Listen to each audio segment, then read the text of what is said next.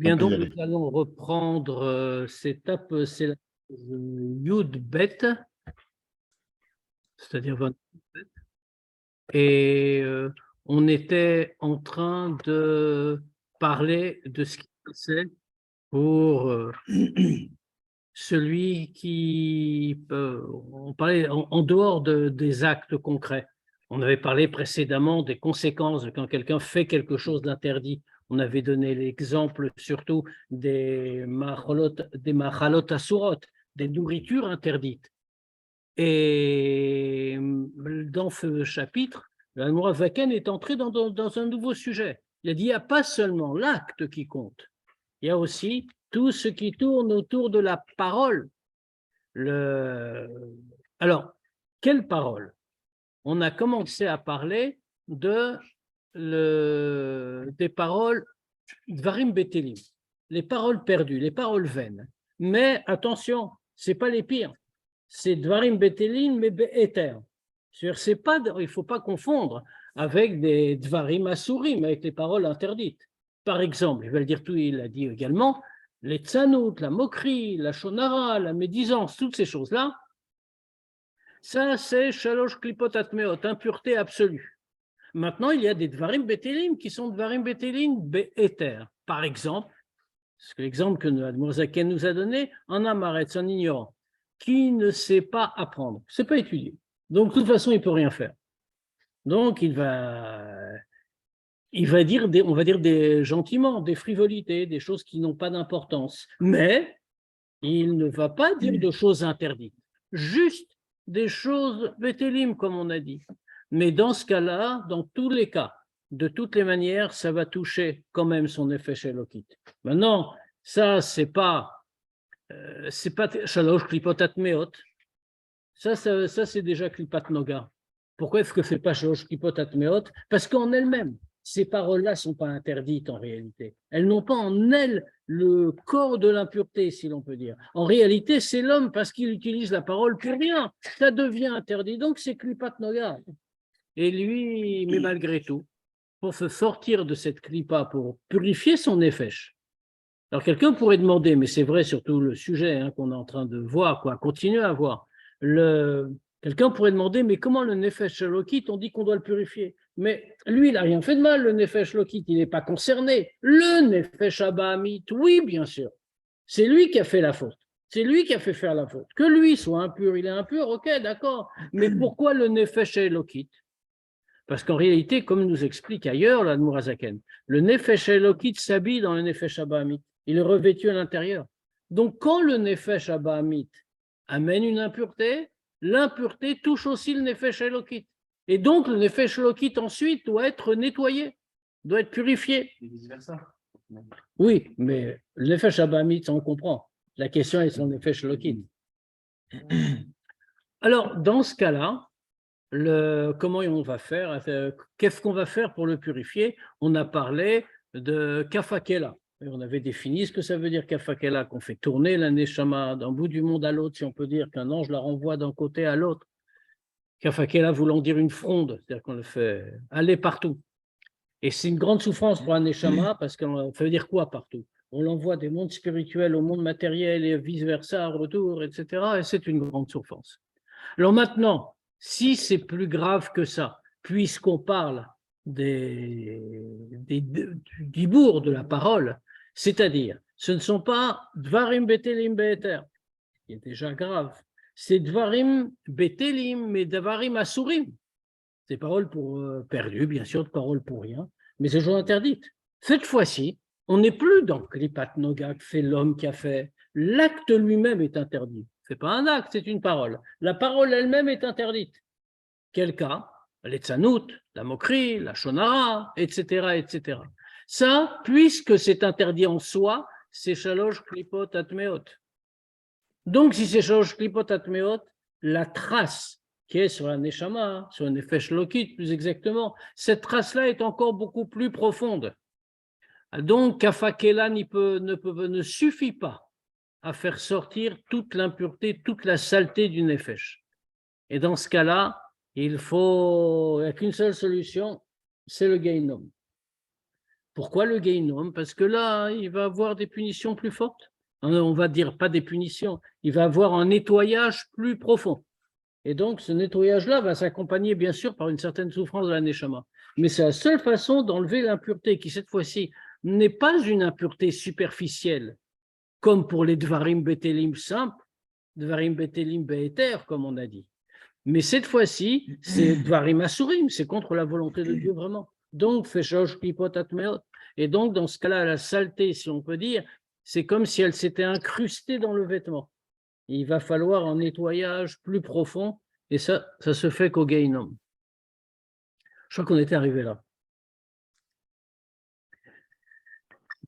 On va voir les autres cas. Oui, non? On va voir les autres cas maintenant. Parce qu'en dehors de... Il y a des choses qui sont particulièrement graves. Par exemple, et c'est ce qu'on va voir tout de suite, celui qui perd le temps qu'il aurait pu se consacrer à l'étude de la Torah. Alors, je rappelle qu'on est ici dans une situation, de quoi on parle? On ne parle pas de celui qui pourrait se consacrer à plein temps et qui fait autre chose. On parle de nous tous. Ça veut dire quelqu'un qui se consacre à la Torah, qui n'étudie pas la Torah, alors qu'il a un moment pour l'étudier. Par exemple, alors, on sait très bien, quelqu'un qui, dans la journée, travaille. Dans la halakha, il n'est pas tour de l'Imoud Torah. Bon, il doit apprendre un minimum, il doit Perek Echad Shachrit, Perek Echad Arvit, mais c'est très court. Le Shulchan Aruch nous le dit. Il n'est pas tour, pourquoi? Parce qu'il doit travailler. Malheureusement, il ne fait pas partie de ceux à qui Dieu a permis d'être des Yoshveoel, de se consacrer à l'étude. Donc, on ne lui reproche pas ça. Mais maintenant, même cet homme-là, il a des moments libres dans la journée. Or, ces moments libres dans la journée, il ne va pas les consacrer à l'étude. Il va les consacrer à autre chose. Alors ça, c'est quelque chose de très grave. Et il sera nécessaire même d'avoir plusieurs réparations là-dessus. Pourquoi? Parce que l'Imoud Torah n'est pas une mitzvah comme les autres. Talmud Torah keneged kulam, c'est marqué. L'étude de la Torah, ça contrebalance toutes les autres mitzvot. Donc, il est évident que quand quelqu'un n'étudie pas la Torah, il a commis une infraction qui est beaucoup plus grave que simplement Dvarim Betelim. C'est quelque chose d'autre encore, ça se rajoute. On va le voir. Oh, attends, il y a un cours. Tu sais, mais à quelle heure tu pars mercredi? Ça va nous faire bizarre, nous, pendant un mois comme ça. Si on coupe le micro, ce sera pas mal. On est ensemble. Alors, en tout cas, Vechen Mishev Charlo la Asok Batora, Veosek Bedvarim Betelim. Et de la même manière, donc, celui qui, on commence sous juste, on sait que le rappel. Et donc, de la même manière, comme on a expliqué qu'il y a des choses qui sont interdites, des paroles interdites, et que la seule façon de les réparer, c'est d'aller au Gehinnom. Mi chef Charlot la Asok Batora, celui qui peut étudier la Torah, donc qui n'est pas dans la situation qu'on a dite. Il a la possibilité.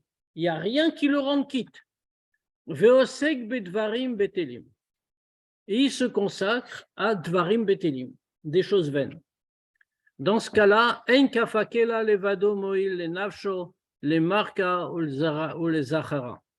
Dans ce cas-là, kafakela, comme on avait expliqué, comme on dit la fronde, qu'on envoie la neshama, comme ça, cette grande souffrance spirituelle de la neshama, ça ne suffit pas pour purifier son âme, l'élever, la raffiner, pour la nettoyer. Rak onshim chamurim, shema anishim al bitul Torah bipratut. Seulement des punitions sévères qu'on donne à celui qui fait bitul Torah, qui n'étudie pas la Torah en particulier. On l'a dit, l'étude de la Torah est une mitzvah à part, ce n'est pas comme les autres. Alors bien sûr, c'est une des 613 mitzvot, c'est évident, mais spirituellement, elle a un poids particulier. Keneget kulam, qu'on a dit, elle contrebalance toutes les autres.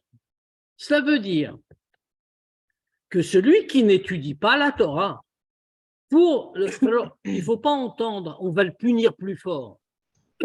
Bien sûr, le mot employé dans le texte, c'est onshim chamurim, des punitions sévères.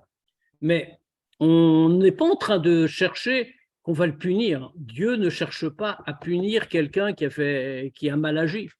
Qu'est-ce qu'on est en train de dire? C'est que maintenant, il s'agit de nettoyer le Nefesh Elokit. Le Nefesh Elokit, la Neshama, a subi des atteintes profondes. Et comme la Neshama, comme on a dit, le Nefesh Elokit est habillé dans le Nefesh Abahamit, elle subit tout ce que subit le Nefesh Abahamit. Le Nefesh Abahamit a attiré l'impureté à lui, il l'a attiré aussi sur le Nefesh Elokit. Et donc, maintenant, il faut nettoyer ça.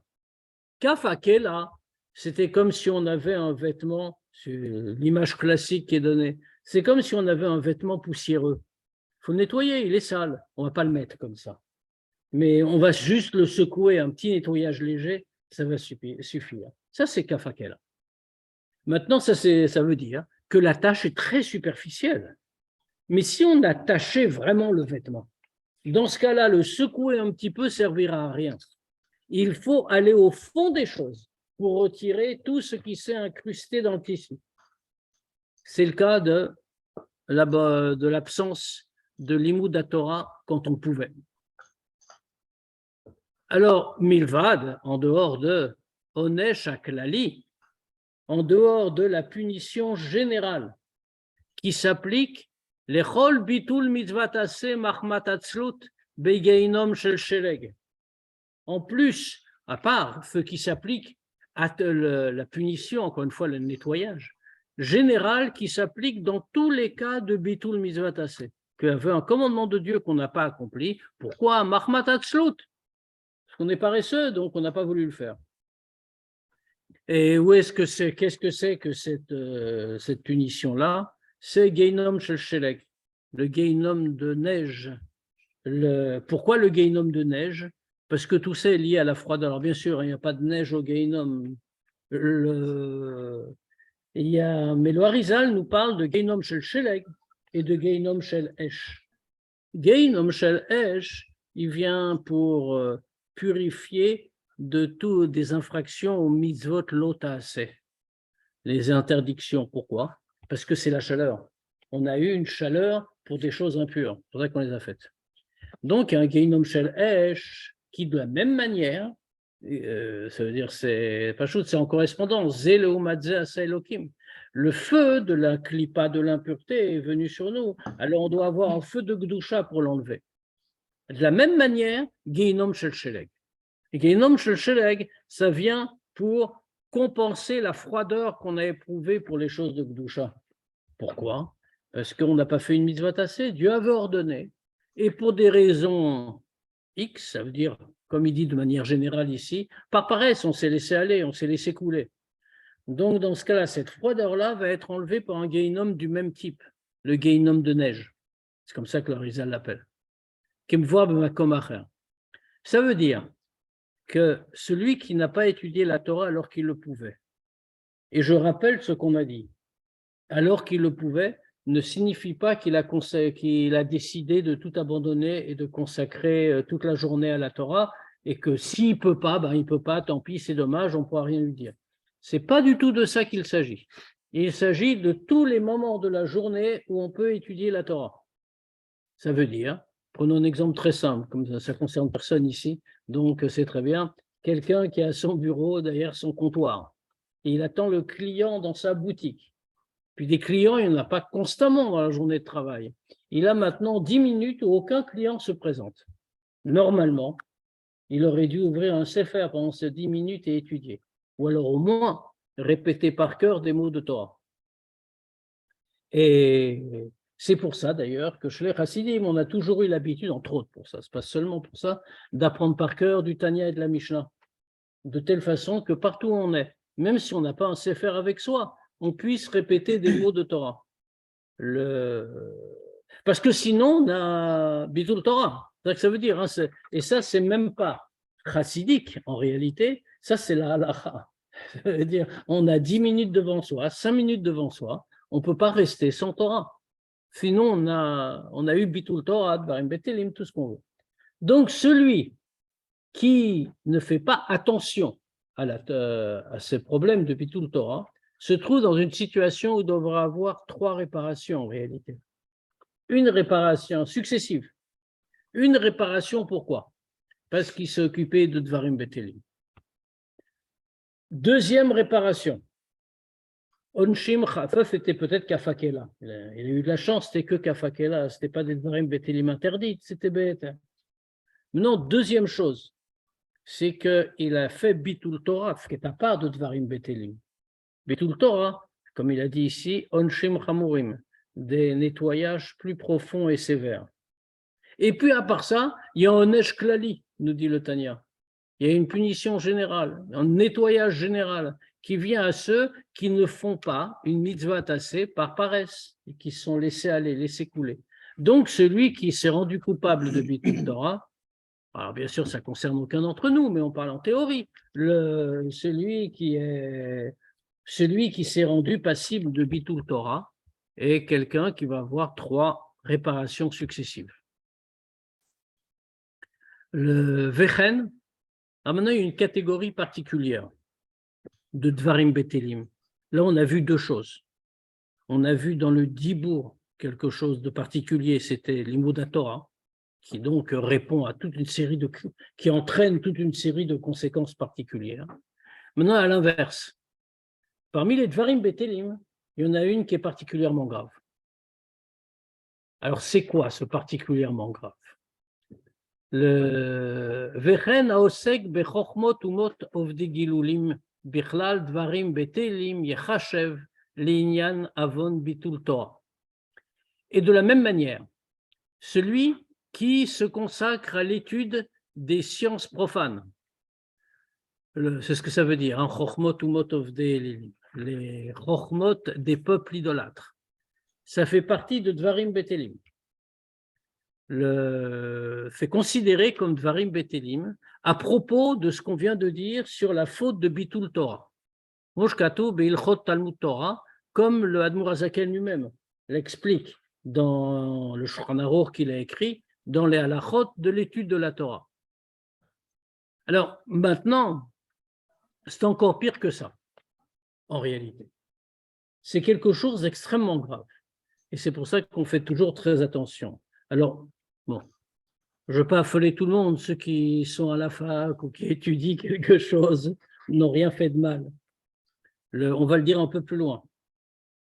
Si c'est pour avoir une parnassa, c'est une chose qui a été permise. Mais il faut comprendre quelle limite ça a. Alors on va en parler, justement, jusqu'à la fin du chapitre, c'est consacré à ce que ça veut dire étudier les chochmot, ce qu'on appelle globalement les chochmot ritsoniot, les sciences profanes. Et le mot. Hein? En bas de la page.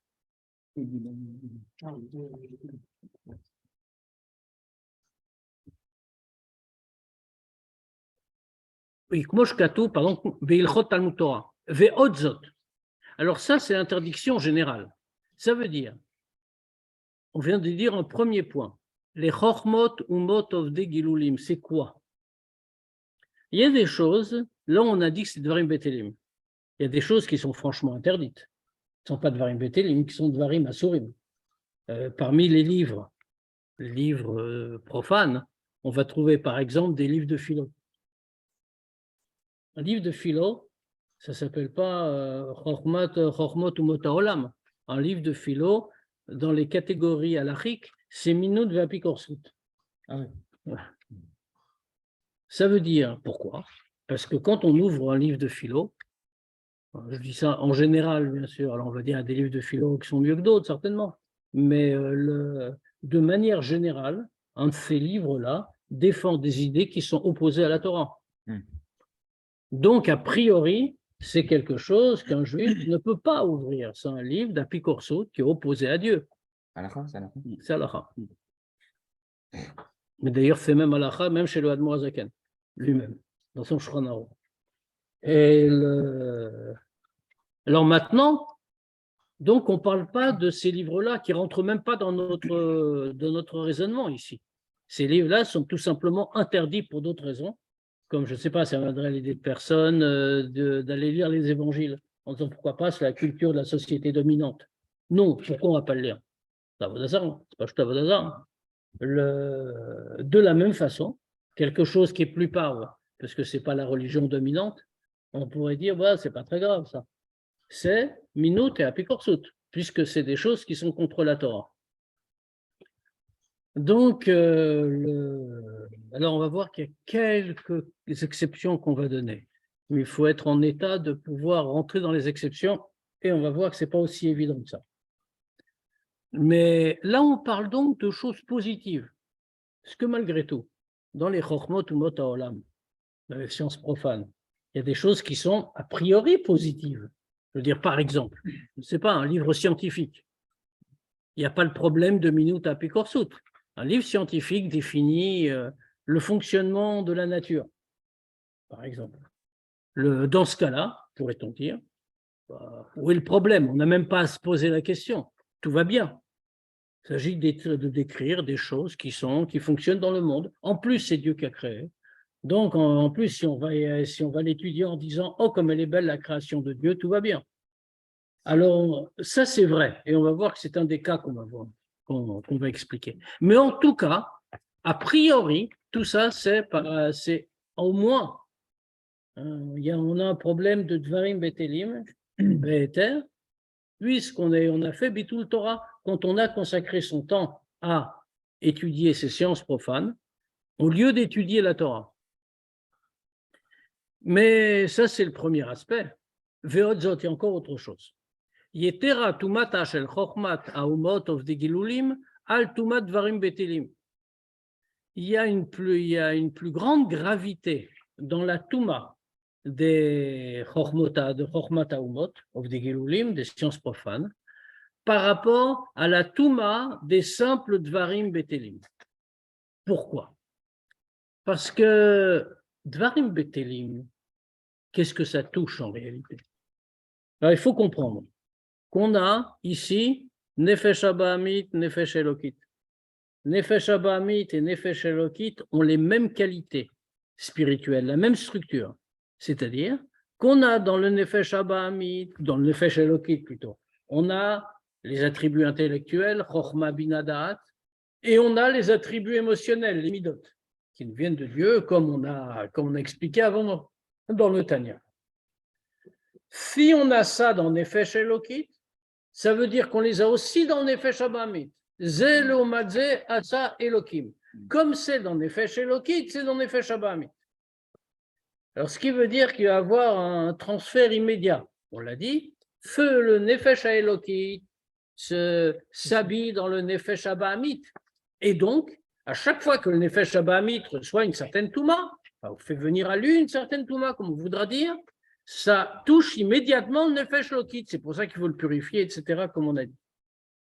Quand ce sont les Midot qui sont touchés dans le Nefesh Abahamit, alors dans ce cas-là, ça va toucher les Midot dans le Nefesh Elokit, puisque tout correspond. Quand c'est le Sechel, les qualités intellectuelles qui sont touchées dans le Nefesh Abahamit, par l'impureté avec laquelle il est entré en contact, alors c'est aussi les qualités intellectuelles qui vont être touchées du côté du Nefesh Elokit. Or ici, dans quel cas on est? Quand quelqu'un étudie les sciences profanes, il y a une touma plus grande. Pourquoi? Par rapport au Dvarim Betelim.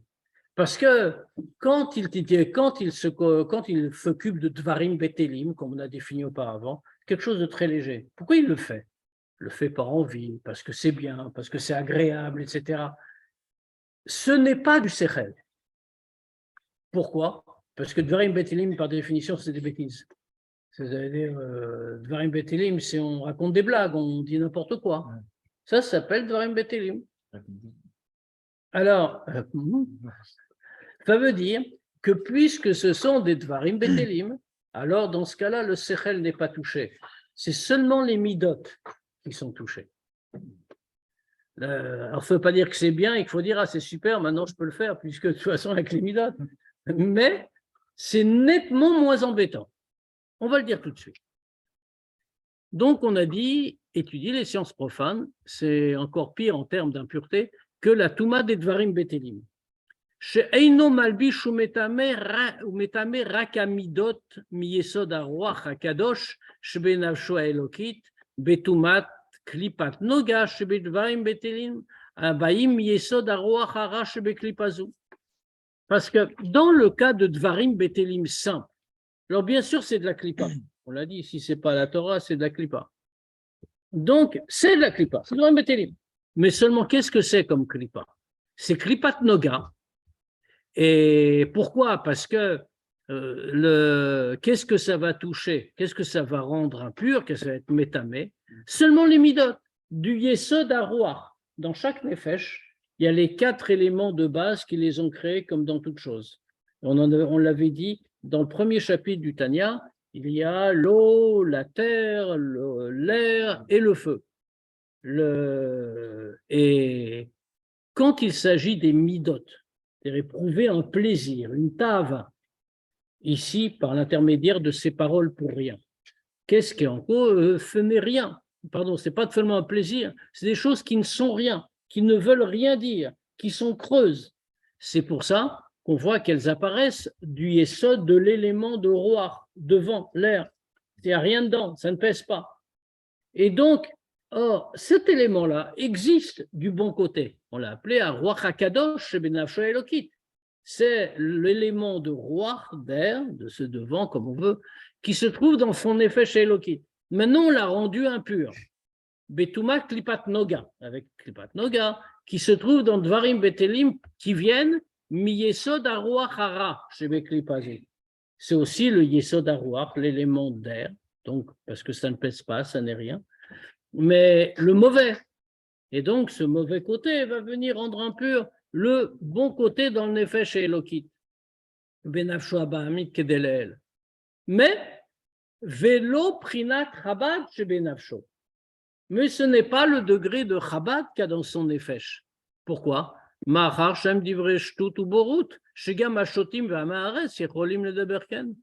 qu'il n'y a pas de sechel, il n'y a pas de chokma binadad dans les dvarim betelim. La preuve, c'est que c'est que des choses de bêtises, d'ignorance, que même des amarets ou des imbéciles peuvent dire ces choses-là.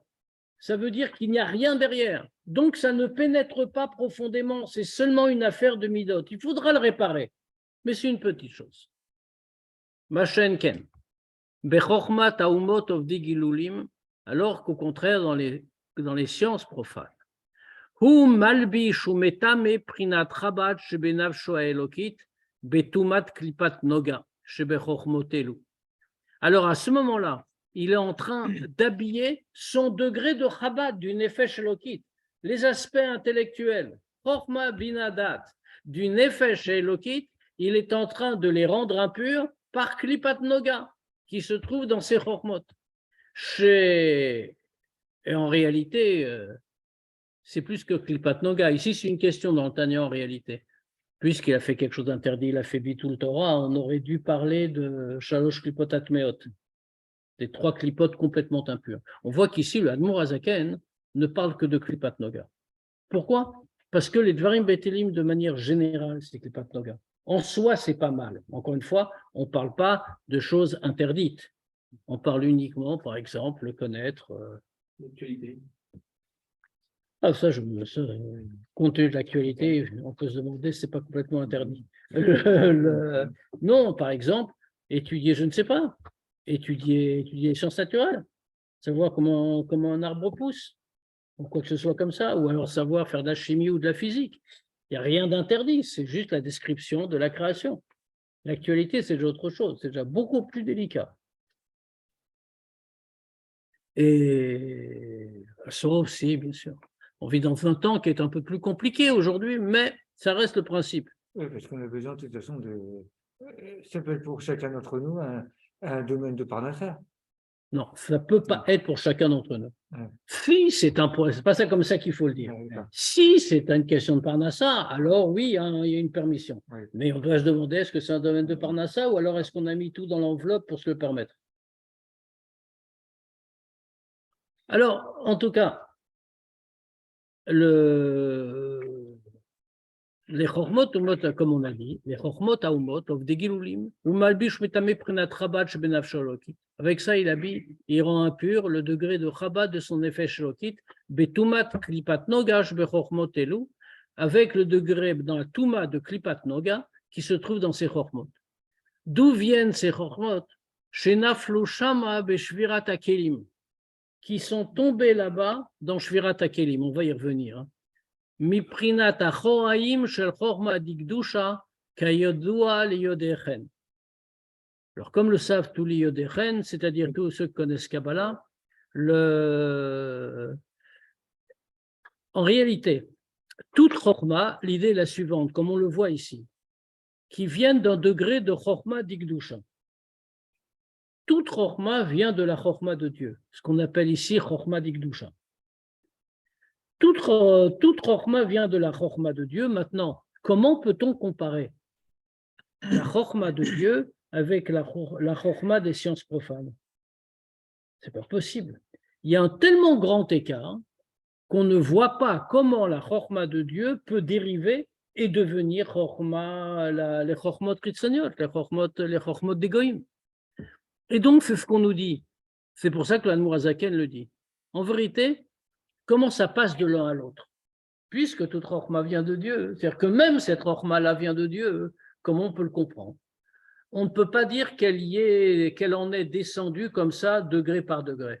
Une espèce de Seder Ishtalshel ou d'enchaînement qui va l'entraîner de degré en degré de plus en plus bas jusqu'à parvenir aussi bas que notre monde. C'est pas ça qu'on est en train de dire. Pourquoi? Parce que l'écart est beaucoup trop grand. En réalité, quand on parle de cette espèce de descente progressive, ça veut dire qu'un échelon est toujours lié à l'autre. Et donc, il y a un point commun entre le point de départ et le point d'arrivée. Ce qu'il est impossible de dire quand il s'agit des Chormot Umot of Digilulim, des sciences profanes, et de la Chormat Hashem, de Chormat Digdusha. La seule façon dont ça peut descendre, c'est par une chute brutale. Cette chute brutale, elle est appelée dans la Kabbalah Shvirat Akelim. Shvirat Akelim qui fait que la lumière descend très très bas et qu'il s'agit d'en faire remonter les étincelles. Donc c'est un degré non pas de descente, mais de Néphila, comme il dit ici, c'est-à-dire chez Naflou. Elles sont tombées. Il y a une vraie chute, un vrai passage. Et pas seulement un simple passage dans Shvirat Akelim, comme on a dit, mais c'est Meprinat Achoraim Shel Chorma Digdusha. C'est même pas le degré direct de la Chorma de Dieu, mais ce qu'on appelle ici Achoraim, l'arrière. Qu'est-ce que ça veut dire à l'arrière? L'arrière, ça signifie quelque chose où ce n'est pas révélé ouvertement, ce n'est pas direct. C'est quelque chose de déjà réduit, déjà restreint. Et ça, c'est ce degré-là qui va connaître une néphila, une chute brutale pour créer les Chormot of the Gilul, des Umot of the Gilulim. Là, il y a quand même quelques exceptions. Donc, on comprend comme se consacrer, s'intéresser au Chormot des Umot of the Gilulim est une chose en réalité qui éloigne énormément de Dieu, sans qu'on s'en rende compte. Sauf quelques cas d'exception. Elaimken oseotan kardum lachtor baem. Sauf si il en fait une hache pour couper avec. Autrement dit, c'est un outil, rien d'autre qu'un outil. Dainu, gdeleit parnes men berevach, la vod Hashem. C'est-à-dire pour avoir une parnassa large pour pouvoir servir Dieu. Et d'ailleurs, on voit ici l'insistance implicite du Admour HaZaken. Vous avez remarqué que l'Admour HaZaken ici, il dit berevach. Pour pouvoir avoir une parnassa avec largesse, pour pouvoir servir Dieu sans problème. Pourquoi avec largesse? Ça voudrait dire que si ce n'est pas avec largesse, il n'a pas le droit. Si on prend les mots à mots, fait avoir une parnassa avec abondance. Et si jamais la parnassa qui réussit à tirer, il fait plein d'études, etc., et à la fin, il a une parnassa bédochak. On ne le souhaite pas, mais une parnassa très réduite. On pourrait trouver autre chose. Là, on dirait que il veut dire que s'il n'a pas le choix il y a une parnassa qui. Alors, ça veut dire que c'est l'Admour HaZaken nous donne une recommandation. Parce que si déjà, il faut que ce soit Bereva. Parce que sinon, on fait mis quand même dans quelque chose. Donc, ça doit être Bereva. Ça doit être avec abondance. Ça insiste en fait sur l'importance de faire attention à ce point-là. Et bien entendu, pour servir Dieu, ce n'est pas une parnassa pour faire la grande vie, quoi. Mais c'est une parnassa parce que comme ça, on va être tranquille et on va pouvoir servir Dieu comme il faut. Dans ce cas-là, c'est permis. Oh, ça veut dire que celui qui entreprend des études pour avoir un travail derrière, ça doit être avec la kavana que ça va être comme ça, il pourra servir Dieu. Parce que sinon, il a fait tout descendre en réalité, ses études, sa parnassa future, etc. C'est-à-dire que tout doit être les Shem Shamaïm en réalité. Et s'il ne le fait pas, les Shem Shamaïm, il a tout rabaissé. Ou il y a une deuxième façon, enfin, une deuxième exception. Ou chez Yodea l'ishtamesh baen l'avodat Hashem, ou les Torato. Ou alors, c'est quelqu'un de spécial, parce qu'on a quand même une question. On voit de très grands chachamim, de grands tzadikim, qui ont fait des études profanes. On voit que le Rambam, le Ramban aussi, les deux ont fait dans leur temps de grandes études profanes. Alors, plus près de nous, on sait très bien que le rabbi a été à la Sorbonne, qu'il a fait des études, etc. Et donc, on a la même question. Si c'est comme le Tanya dit, dans ce cas-là, comment les tzadikim ont pu s'intéresser à ces choses-là? Alors, bien sûr, il y a la parnassa. D'ailleurs, quand on demandait au rabbi, quand il était beaucoup plus jeune, pourquoi il avait été à la Sorbonne, pourquoi il avait fait ses études, il répondait très modestement, il répondait parce que mon père a vu que c'était un peu difficile pour avoir une parnassa, hein. Mon beau-père, je ne sais plus. Alors, il a préféré que je fasse des études, comme ça j'aurais une parnassa. Quand on fait ce qui s'est passé ensuite, on comprend très bien que là, c'était une réponse de modestie en réalité. Mais qu'on est dans ce cas-là.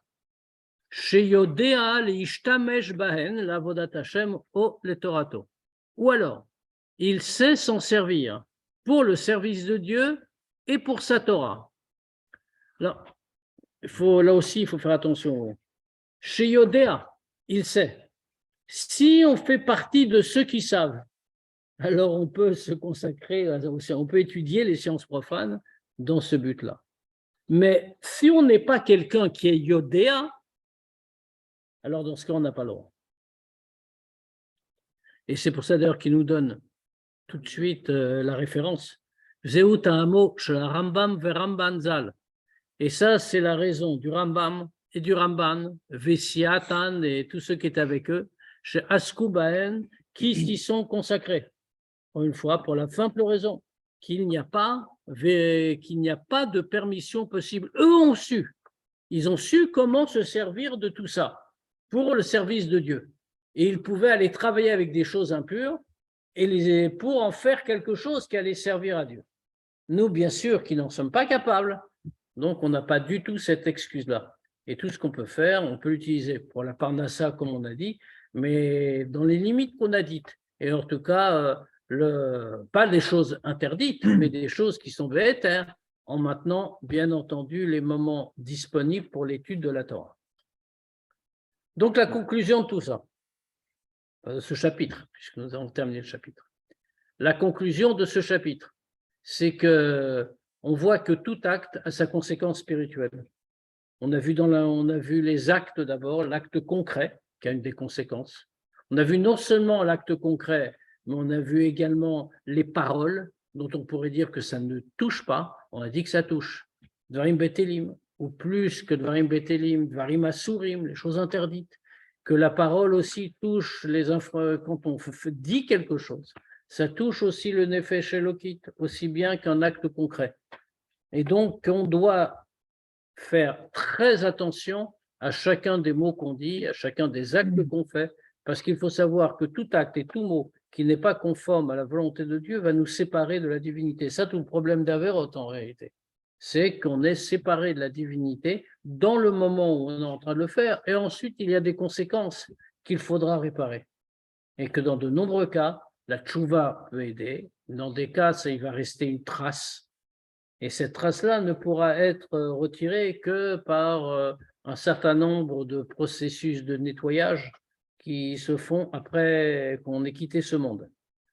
Donc voilà, il faut a priori éviter. Et Ouais.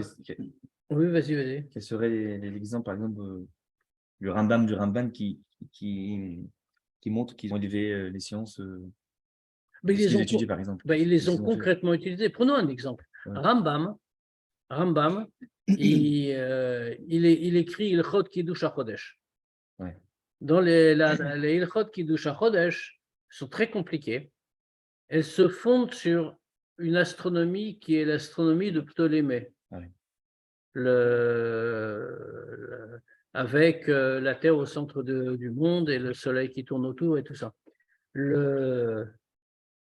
Pour étudier ça, il a été obligé d'en passer par l'étude de l'astronomie de Ptolémée. Ouais. Il n'y a pas des sources dans la Torah qui… En réalité, il y avait des sources, mais on les a perdues. Ouais. C'était les Bnei Yissachar qui étaient chargés de calculer le nouveau mois, etc., autant au moment de la sortie d'Égypte. C'était leur tâche, hein, c'est écrit dans le texte de la Torah, et d'ailleurs Rashi le dit, quand on parle des tribus. Et c'est les Bnei Yissachar, Chamor Gorem, il porte le fardeau de la Torah sur ses épaules. Et ils ont écrit des livres, on le sait, mais les livres se sont perdus. Donc les Chachamim, dont Rambam, se sont reportés au livre de Ptolémée, un astronome grec. Et Rambam le dit d'ailleurs dans le Mishneh Torah. Il le dit, il dit les livres des Bnei Yissachar ont disparu, mais on peut se fonder sur les livres des astronomes grecs parce que c'est des choses de la nature. Et il n'y a pas d'a priori, entre guillemets, il ne dit pas comme ça, mais ça revient à ça, il n'y a pas d'a priori théologique. Je veux dire, ils observent, ils décrivent. Donc, on peut prendre appui sur eux. Et c'est ce qu'il fait. C'est ce qu'il fait. Très concrètement, c'est ce qu'il fait. Mais plus que ça, on voit, comme j'étais à Béziers encore la semaine dernière, Béziers au Moyen-Âge, c'est la ville où habite le Ibn Ezra. C'est un Français. Hein? Ibn Ezra, c'était un Français?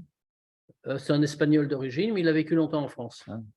Et le Ibn Ezra, il arrive à Béziers, il s'installe là-bas, il a ouvert un atelier d'astronomie. Et d'ailleurs, il est connu, même historiquement, il est connu comme un des grands astronomes de l'époque. Alors voilà, ça c'est un usage. Maintenant, il faut être Rambam. Je veux dire, si on avait lu les Sfarim de Ptolémée, bon, d'abord il a fallu connaître le grec ancien, mais en dehors de ça, c'est pas sûr qu'on aurait écrit le Chod Kiddush HaChodesh avec. On aurait été très content de dire voilà comment ça tourne, voilà comment ça fonctionne. Pour apprendre, est-ce qu'on peut apprendre des maths par exemple, pour prendre des passages d'Agma qui traitent de maths? Ah oui, ça c'est possible si ça aide dans l'étude de la Torah. Ça marche. Même pour nous. Oui, même pour ceux qui sont ni le Rambam ni le Ramban. Ça veut dire si ça peut aider à résoudre des questions qu'on peut avoir dans la Torah, pourquoi pas? Il y a des endroits où la Gemara elle-même le fait. Je crois que sur la Soukha, les Chachamim ont utilisé une équation quelconque. Moi, je ne suis vraiment pas mathématicien, donc je ne sais pas de quoi, pour calculer la surface d'une Soukha, sur ce qui est caché. Excusez-moi, Rav, bonsoir. Oui, bonsoir. Je voulais savoir, parce que je voulais poser une question, parce qu'on parle depuis tout à l'heure au Bitul Torah, donc sur les mitzvot assez, les sanctions, tout ça. Mais moi, j'avais appris, je voulais savoir si c'était bien le cas, que la tchouva sur une mitzvah positive, elle était automatiquement acceptée, contrairement à la négative qu'il fallait attendre Kippour. Je voulais savoir. Ça c'est ce qu'on va voir dans Yigeret HaTchouva, plus tard dans le texte. D'accord. Mais, Okay. Merci. mais même dans ce cas-là, quand quelqu'un a manqué, et en réalité, il faut comprendre, ça veut dire tchouva. Et on ne va rien lui reprocher, tout va très bien. Mais il y a quelque chose qui reste malgré tout. Il y a une trace qui reste. Et c'est ce dont on parle ici, c'est pour ça que j'ai insisté, ce n'est pas de punition en réalité. Ce n'est pas que Dieu va punir, on s'est mal comporté. C'est qu'il y a une trace. Et si cette trace est là, c'est comme un vêtement sale. Et plus le vêtement est sale, plus il va falloir le nettoyer fort. Et on n'a jamais demandé l'avis du vêtement ou ce qu'il sent quand la ménagère est en train de taper dessus pour retirer la saleté incrustée. Un petit peu la même idée. Ok, Il vaut mieux pas salir, quoi. j'ai compris, merci.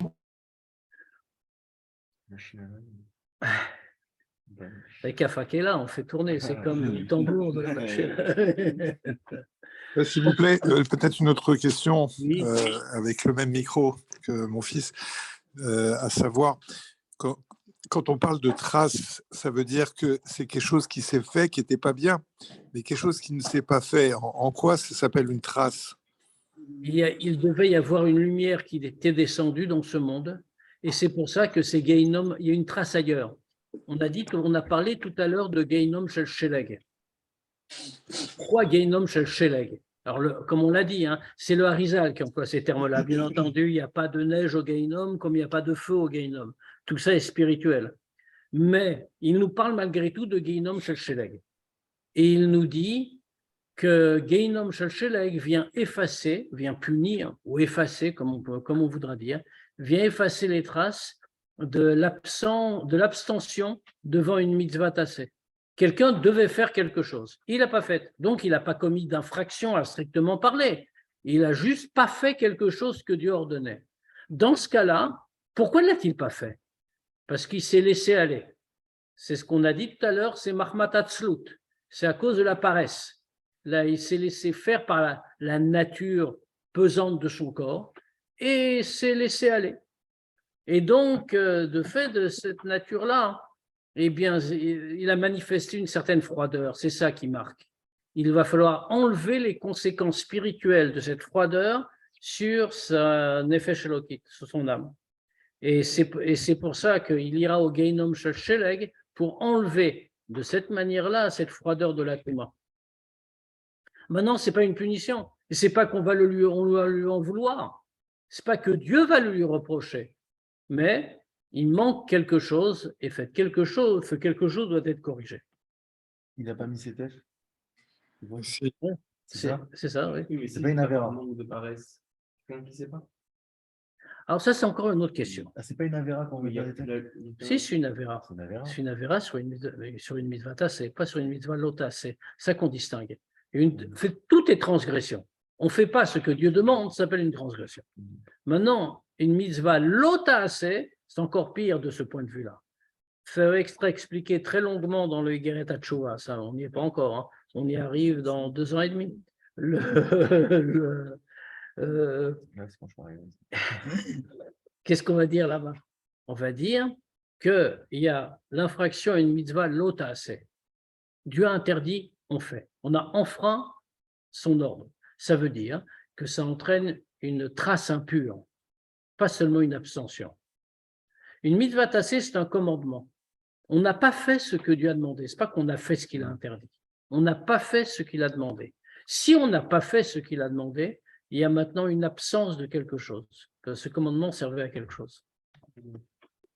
Donc, d'un certain point de vue, c'est plus grave. D'un autre point de vue, ça l'est moins. De toutes les manières, il est toujours grave d'enfreindre la volonté de Dieu. Parce qu'on a pris en cours de route là, votre cours, mais aussi lorsqu'on on a écouté le cours d'un mauvais berger, on va dire. Bon, parce que là j'ai cru entendre que même le Rambam s'était donc inspiré de données scientifiques, c'est ça? Alors, Absolument. Données scientifiques de son époque. d'accord. Et comment on peut évaluer si tel ou tel cours qu'on a pu lire ou entendre, il est acceptable par rapport à ce qu'on a le droit d'étudier. Quand on parle d'Apikoros, celui qui est Apikoros, par exemple, là, Oui, pardon, allez-y. Là, il s'agit d'une mitzvah lotase qu'on a enfreint lorsqu'on écoute. Absolument. Dans ce cas-là, on n'a pas le droit un cours d'un apikores ou d'un Oved Avodazara, même s'il dit des choses très bien. On n'est même pas en train de dire que ça dépend du contenu. Autrement dit, imaginons par exemple qu'un apikores ou alors un Oved Avodazara, il en existe encore, vienne et fasse une grande conférence sur l'amour du prochain. Il y a mal dans l'amour du prochain. Et ça fait tout le monde. Autrement dit, peut-être même qu'il est très éloquent. dans son développement. On n'a Ouais. pas le droit de l'écouter. Alors donc, non, mais je suis très intéressé par ce point-là.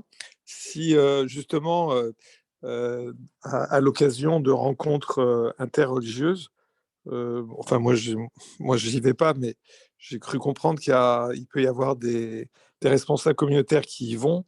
Et si, par exemple, même on a entendu, oui, c'est pas péché d'écouter un musulman parce qu'ils sont pas idolâtres. Mais est-ce que c'est avoir quand même de leur enseignement, même si c'est pas idolâtre, je vous rejoins à savoir que même ça, c'est quand même un problème de l'écouter. Oui, Ce- très certainement. C'est moins grave qu'un idolâtre, mais c'est quand même grave parce qu'il va dire beaucoup de bêtises. Maintenant, en ce qui concerne les responsables communautaires, c'est un autre problème. Dans ce Oui, genre, oui. qu'il ne faut jamais rechercher, jamais provoquer, auquel il ne faut pas s'associer dans toute la mesure du possible. Il y a malgré tout des gens dans toutes les communautés qui peuvent guère faire autrement que d'y aller. Mais dans ce cas-là, c'est un vrai sacrifice. Et ils doivent limiter au maximum leur fréquentation de ce genre de choses. Sinon, ça peut conduire à des choses vraiment très négatives.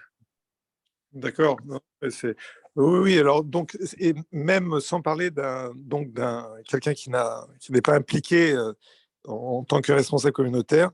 Donc le fait d'écouter, je sais pas, quelqu'un qui veut nous parler, je sais pas, et que c'est pas quelqu'un qui est juif et il va dire des choses qui sont pas fausses, ça pose quand même problème pour Bien sûr. un juif d'écouter. Ça pose le problème de Dvarim Betelim, et déjà, et ça, puisqu'on n'aura pas étudié la Torah, et ça pose un autre problème, c'est celui que il peut y avoir des choses qui seront classées dans ce qu'on a dit tout à l'heure, Minut et Apikorsut, et dans ce cas, on n'a absolument pas le droit d'entrer en contact avec elles. Ouais. Et même si, encore une fois, il y a des recoupements avec ce qu'il a pu apprendre, d'ailleurs, ce qu'ils ont pu pomper de la Torah. Chez tout le monde, il y a des recoupements dans la réalité. Toute sagesse vient de Dieu et la Évidemment. Torah ayant précédé toutes ces pensées, il est clair qu'il y a des recoupements chez tout le monde. Mais ça ne veut pas dire qu'on doit absolument aller les rechercher. Donc, à son époque, le Rambam, quand il s'est référé à des données, c'était parce qu'elles avaient une connotation que scientifique. Exactement. Il ne pouvait pas y avoir. Sinon, il ne l'aurait pas repris. Ça, c'est interdit. Ptolémée se moque complètement de l'idolâtrie grecque. Ptolémée, ce qu'il veut, c'est simplement expliquer la marche des étoiles. Alors comment ça se fait que le Rambam, il a même écrit en arabe pour, je sais pas, est-ce que c'était pour le diffuser à eux? Non, pas du tout. C'est la langue de son temps. Là où il vit, les gens parlent arabe et ils écrivent en arabe. On parle des Juifs.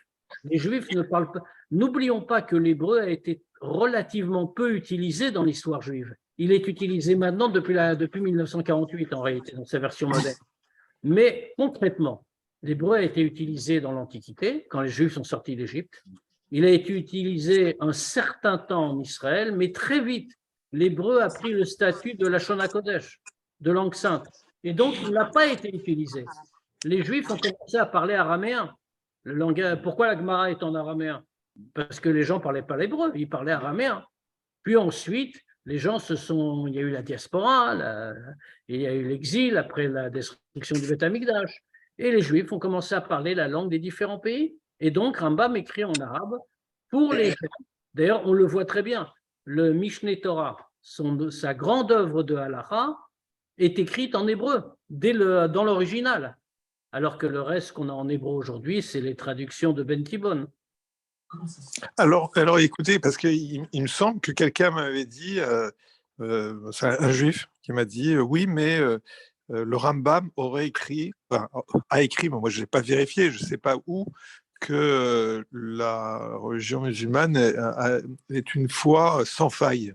Le Rambam aurait dit ou écrit ça. Moi, je ne sais pas s'il l'a écrit, je ne l'ai pas vu. C'est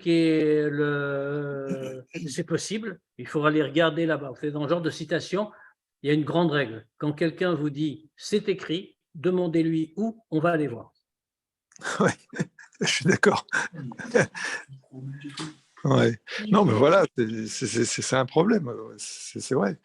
Quand on côtoie, enfin, ou quand on croise des gens qui veulent parler de Dieu, bon, c'est vrai que moi, au niveau du travail, c'est vrai que j'ai moins de problèmes, d'ailleurs, relationnels avec des musulmans, parce que ils aiment bien me parler. Bon. Et bon, quand je parle de Dieu, on voit qu'ils sont contents. Bon, alors, ça me rappelle C'est aussi bien. quelqu'un. Tous les non-juifs doivent croire en Dieu, tous les hommes doivent croire en Dieu. Donc c'est très bien qu'un musulman se croit en Dieu, à condition qu'il ne prenne pas un revolver après. Mais Bon, on va quand même. bon, on va peut-être s'arrêter là. Je vous Ouais. donne rendez-vous jeudi pour la Sira, et puis la semaine prochaine pour la suite du Tania. Je pense entamer le Pérec-Tête, mais ce sera pour la semaine prochaine. Erev Tov. Erev Tov. Voilà.